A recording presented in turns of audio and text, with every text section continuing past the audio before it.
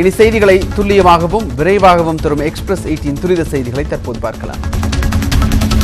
மறைந்த முதலமைச்சர் ஜெயலலிதாவின் 71வது பிறந்த நாளையொட்டி அதிமுக சார்பாக தேனியில் 71 ஜோடிகளுக்கு திருமணம் செய்து வைக்கப்பட்டது.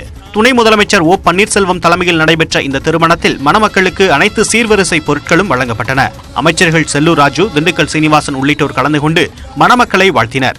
விழாவில் பேசிய அமைச்சர் செல்லூர் ராஜு, கோபம் என்பதை என்னவென்று அறியாதவர் ஓ பன்னீர்செல்வம் என புகழாரம் சூட்டினார். இதேபோல் அமைதிக்கான போட்டி வைத்தால் ஓபிஎஸும் இபிஎஸும் சரிசமமாக இருப்பார்கள் என அமைச்சர் திண்டுக்கல் சீனிவாசன் கூறினார். 100க்கு 140 எம்பிக்களும் நாம் பெறுகின்ற வியூகத்தை மாண்புமிகு ஓபிஎஸ் அவர்களும் மாண்புமிகு முதலமைச்சர் திரு இபிஎஸ் அவர்களும் இன்றைக்கு வெற்றிகரமாக யாருக்கு யார் போட்டி, அமைதியிலே இவர் சிறந்தவரா, அமைதியிலே இபிஎஸ் சிறந்தவரா என்று போட்டி வைத்தால் சரிசமமாக ஓடிக்கொண்டிருக்கிறது. அவரை விட்டு இவர் பிரிவதில்லை, இபிஎஸ் விட்டு ஓபிஎஸ் பிரிவதில்லை. இரட்டை இலை வழக்கில் டெல்லி உயர்நீதிமன்றம் வழங்கிய தீர்ப்பை எதிர்த்து உச்சநீதிமன்றத்தில் மேல்முறையீடு செய்யப்படும் என அமமுக துணை பொதுச் செயலாளர் டிடிவி தினகரன் தெரிவித்துள்ளார். மதுரையில் செய்தியாளர்களிடம் பேசிய அவர், அதிமுகவுக்கு மக்கள் ஆதரவு இல்லாததால் தான் கூட்டணியை தேடி அலைவதாக விமர்சித்தார். உச்சநீதிமன்றத்தில் போய் எஸ்எல்பி ஃபைல் பண்றோம். ரெட்டை இலை அவங்களுக்கு, அதாவது தொலைக்காட்சியில் சொல்ற மாதிரி ரெட்டை இலை எங்களுக்கு கொடுங்கன்னு கேட்கல. தேர்தல் ஆணையத்துடைய ஆணை தவறு, அதை திரும்ப நாங்கள் சொன்ன கோரிக்கையெல்லாம் தேர்தல் ஆணையம் விசாரிக்கலன்னு சொல்லி தான் போட்டோம். திருப்பி சுப்ரீம் கோர்ட்டில் போய் ஃபைல் பண்ணுறோம். திமுக கூட்டணியில் பேச்சுவார்த்தை நடைபெற்று வருவதாகவும் அதை தவிர வேறு எதையும் கூற முடியாது என்றும் மதிமுக பொதுச் செயலாளர் வைகோ தெரிவித்துள்ளார். பேச்சுவார்த்தை நடைபெறுகிறது, அவ்வளவுதான் சொல்ல முடியும், வேற எதுவும் இப்ப சொல்ல முடியாது. அதெல்லாம் நான் சொல்ல முடியாது தம்பி. பேச்சுவார்த்தை நடைபெறுகிறதுங்கிற ஒரு வாக்கியத்தை தவிர வேற எதுவும் நான் சொல்ல முடியாது. நீலகிரி தொகுதியில் திமுக சார்பில் போட்டியிட முன்னாள் மத்திய அமைச்சர் ஆர் ராசா விருப்ப மனு தாக்கல் செய்துள்ளார். நாடாளுமன்ற தேர்தலுக்கான விருப்ப மனுக்களை கடந்த 1ஆம் தேதி முதல் திமுக பெற்று வருகிறது. ஏற்கனவே 2009ஆம் ஆண்டு நீலகிரியில் வெற்றி பெற்று மத்திய அமைச்சரான ஆர் ராசா 2014ஆம் ஆண்டு தேர்தலில் தோல்வியடைந்தார். நட்சத்திர வேட்பாளரான ஆர் ராசா நீலகிரி தொகுதியில் போட்டியிட மீண்டும் மனு தாக்கல் செய்துள்ள நிலையில் அந்த தொகுதியில் அவரே நிறுத்தப்படுவார் என்று கட்சி வட்டாரத்தில் பேசப்படுகிறது. துணை ஆட்சியர், காவல்துறை துணை கண்காணிப்பாளர் உள்ளிட்ட 181 காலி பணியிடங்களுக்கான குரூப் 1 முதல்நிலை தேர்வு தமிழகம் முழுவதும் நடைபெற்றது. சென்னை உட்பட தமிழகம் முழுவதும் 773 மையங்களில் நடைபெறும் தேர்வில் 2,28,000க்கும் மேற்பட்டோர் தேர்வு எழுதினர். 300 கேள்விகளுடன் 3 மணி நேரம் நடத்தப்பட்ட தேர்வில் ஆர்வமுடன் பட்டதாரிகள் பங்கேற்றனர். சென்னையில் பாஜக ஏற்பாடு செய்திருந்த நிகழ்ச்சியில் அமைச்சர் செங்கோட்டையன் பங்கேற்காததால் அக்கட்சியினர் ஏமாற்றம் அடைந்தனர். பெசன்ட் நகர் கடற்கரை சாலையில் ரன் ஃபார் மோடி என்ற தலைப்பில் ஓட்டப்பந்தயத்திற்கு ஏற்பாடு செய்யப்பட்டது. பள்ளிக் கல்வித்துறை அமைச்சர் செங்கோட்டையன் ஓட்டப்பந்தயத்தை தொடங்கி வைப்பார் என அறிவிக்கப்பட்டிருந்தது. இதனால் அமைச்சரை வரவேற்க பாஜகவினர் பேனர்களை வைத்திருந்தனர். ஆனால் இறுதி வரை அமைச்சர் வராததால் பாஜகவினரை போட்டியை தொடங்கி வைத்தனர். முக்கிய நிகழ்வில் அமைச்சர் செங்கோட்டையன் பங்கேற்க சென்றதால் இந்த நிகழ்ச்சியில் அவரால் கலந்து கொள்ள முடியவில்லை என பாஜகவினர் தெரிவித்தனர். திருச்சி மாவட்டம் மணப்பாறை அருகே நடைபெற்ற ஜல்லிக்கட்டு போட்டியில் சீறி பாய்ந்த காளைகளுக்கும் மாடுபிடி வீரர்களுக்கும் ஏராளமான பரிசுகள் வழங்கப்பட்டன. கல்பாளையத்தான்பட்டியில் புனித அந்தோணியர் கோவில் முன்பு நடைபெற்ற ஜல்லிக்கட்டு போட்டியின் தொடக்கத்தில் கோவில் காளைகள் அவிழ்த்து விடப்பட்டன. பின்னர் சீறி பாய்ந்த மற்ற ஜல்லிக்கட்டு காளைகளை மாடுபிடி வீரர்கள் அடக்க முயன்றனர்.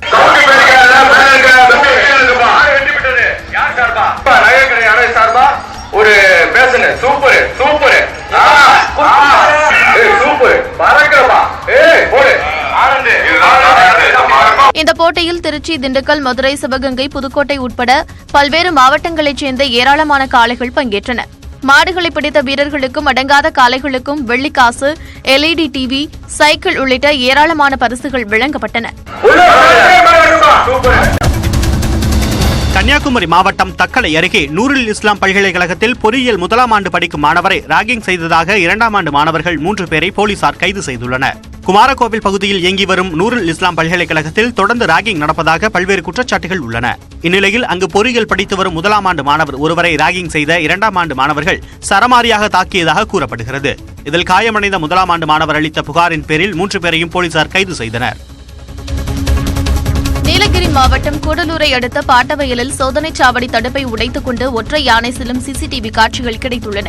வனப்பகுதியை ஒட்டியுள்ள பாட்டவயல் கிராமத்திற்குள் அடிக்கடி புகும் ஒற்றை யானை விளைநிலங்களில் சேதம் விளைவித்து வருவதாக கூறப்படுகிறது. இந்நிலையில் நேற்று முன்தினம் சோதனைச் சாவடி அருகே யானை வந்துள்ளது. பாதுகாப்பு பணியில் இருந்த காவலர்கள் அறைக்குள் சென்று ஒளிந்து கொள்ள தடுப்பை உடைத்துக் கொண்டு சென்றுள்ளது. இந்த காட்சிகள் வெளியிடப்பட்டுள்ள நிலையில் இரவு நேரங்களில் பொதுமக்கள் யாரும் வீட்டை விட்டு வெளியே வர வேண்டாம் என வனத்துறை எச்சரித்துள்ளது. சேலம் மாவட்டம் மேட்டூர் அருகே வனத்திலிருந்து வெளியேறிய யானைகள் தண்ணீர் மற்றும் உணவை தேடி சாலைகளில் நடமாடுவதால் பொதுமக்கள் அச்சமடைந்துள்ளனர். மேட்டூரில் காவிரி மற்றும் பாலாறு சங்கமிக்கும் பகுதியில் பகல் நேரத்தில் அதிக அளவில் யானைகள் நடமாட்டம் காணப்படுகிறது. பருவமழை பொய்த்துப்போன நிலையில் தற்போது கோடைக்காலமும் தொடங்கியிருப்பதால் உணவை தேடி வனவிலங்குகள் காவிரி ஆற்றங்கரைக்கும் அதனை ஒட்டிய பகுதிகளுக்கும் வருவது அதிகரித்துள்ளது. இதேபோல் கொளத்தூர் மாதோஸ்வரன் மலை சாலையிலும் பாலாறு கோபிநத்தம் சாலையிலும் யானைகள் நடமாட்டம் காணப்படுகிறது. சென்னையை அடுத்த வண்டலூர் அருகே கிரானைட் கல் ஏற்றி வந்த லாரி பிரேக் பிடிக்காமல் கவிழ்ந்து விபத்திற்குள்ளானது. வண்டலூரிலிருந்து பூவிருந்தவல்லி செல்லும் பைபாஸ் சாலையில் கிரானைட் கற்களை ஏற்றுக்கொண்டு கனரக வாகனம் சென்று கொண்டிருந்தது. முடிச்சூர் அருகே லாரி சென்று கொண்டிருந்த போது பிரேக் பிடிக்காமல் தடுமாறியது. சாலையோர நடைபாதையை தாண்டி லாரியின் முன்பகுதி முறிந்து கிடந்தது. லாரியின் முன்பக்கம் கடுமையாக சேதமாகியிருந்த நிலையில் அதில் சிக்கியிருந்த ஓட்டுநர் மற்றும் கிளீனரை அப்பகுதி மக்கள் மீட்டு மருத்துவமனைக்கு அனுப்பி வைத்தனர். பணி நிரந்தரம் செய்யக்கோரி வேலூர் சிபிஎஃப் நிறுவன தொழிலாளர்கள் 5வது நாளாக உள்ளிருப்பு போராட்டத்தில் ஈடுபட்டுள்ளனர். பல்லளக்குப்பம், கொத்தமாரிக்குப்பம் ஆகிய இடங்களில் அமைந்துள்ள சிபிஎஸ் என்னும் தனியார் கோழி வளர்க்கும் கம்பெனியில் கடந்த 5 ஆண்டுகளாக பணிபுரியும் 100க்கும் மேற்பட்ட ஒப்பந்த தொழிலாளர்களுக்கு ஆண்டுக்கு ₹1 மட்டுமே கூலி உயர்வு வழங்கப்படுவதாக தெரிகிறது. குறைந்த ஊதியத்தில் 12 மணி நேரத்திற்கு மேல் வேலை வாங்குவதால் தொழிலாளர் நலத்துறை அதிகாரிகளிடம் பலமுறை புகார் கொடுத்துள்ளனர். இந்நிலையில் பணி நிரந்தரம் செய்யக்கோரி கடந்த 5 நாட்களாக இரவு பகலாக தொழிலாளர்கள் உள்ளிருப்பு போராட்டத்தில் ஈடுபட்டுள்ளதால் அவர்களது குடும்பத்தினர் கம்பெனி வாசலில் காத்திருந்தனர். ஒடிசா மாநிலம் பாலசோரில் கிணற்றுக்குள் விழுந்த கரடியை வெகுநேரம் போராடி வனத்துறையினர் பத்திரமாக மீட்டனர். ஜுமுதிகா வன கிராமத்திற்குள் நுழைந்த கரடி ஒன்று எதிர்பாராத விதமாக அங்குள்ள ஆழமான கிணற்றில் தவறி விழுந்து சிக்கிக் கொண்டது. இதையடுத்து அங்கு விரைந்த வனத்துறையினர் மீட்புப் பணிகளை தொடங்கினர்.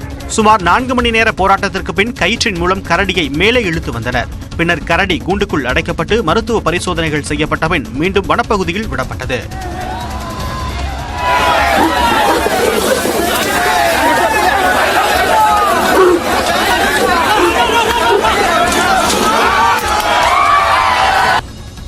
காஷ்மீர் இந்தியாவின் ஒருங்கிணைந்த பகுதி என்றும் உள்நாட்டு பிரச்சனையில் பாகிஸ்தான் தலையிட வேண்டாம் என்றும் வெளியுறவுத்துறை அமைச்சர் சுஷ்மா சுவராஜ் தெரிவித்துள்ளார். அபுதாபியில் நடைபெற்ற 2 நாள் இஸ்லாமிய நாடுகளின் கூட்டமைப்பு கூட்டத்தில் கௌரவ உறுப்பினராக இந்தியாவின் சார்பில் அமைச்சர் சுஷ்மா சுவராஜ் கலந்து கொண்டு உரையாற்றினார். அப்போது காஷ்மீர் இந்தியாவின் ஒருங்கிணைந்த பகுதி என சுஷ்மா சுவராஜ் பேசினார். ஆனால் இஸ்லாமிய நாடுகளின் கூட்டமைப்பு கூட்டத்தின் தீர்மானத்தில் காஷ்மீர் அல்லது இந்தியா பற்றி எந்த குறிப்பும் இல்லை. இதுகுறித்து கருத்து கூறிய பாகிஸ்தான் வெளியுறவுத்துறை அமைச்சகம் இந்தியாவின் பிரதான பிரச்சனையில் காஷ்மீர் இருப்பதாகவும் பாகிஸ்தான் வான்வெளியில் இந்தியா அத்துமீறி தாக்குதல் நடத்தியதாகவும் கவலை தெரிவித்தது. அபிநந்தன் பெயரில் இருக்கும் ட்விட்டர் கணக்கு போலியானது என மத்திய அரசு உறுதிப்படுத்தியுள்ளது. பாகிஸ்தானிலிருந்து திரும்பிய விமானி அபிநந்தனுக்கு உடல் மற்றும் மன ரீதியிலான பரிசோதனைகள் நேற்று நடைபெற்றன.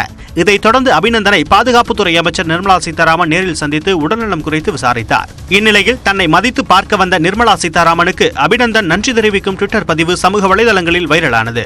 அந்த ட்விட்டர் கணக்கை சரிபார்த்த மத்திய அரசு அபிநந்தன் பெயரில் இருக்கும் கணக்கு போலியானது என விளக்கம் அளித்துள்ளது.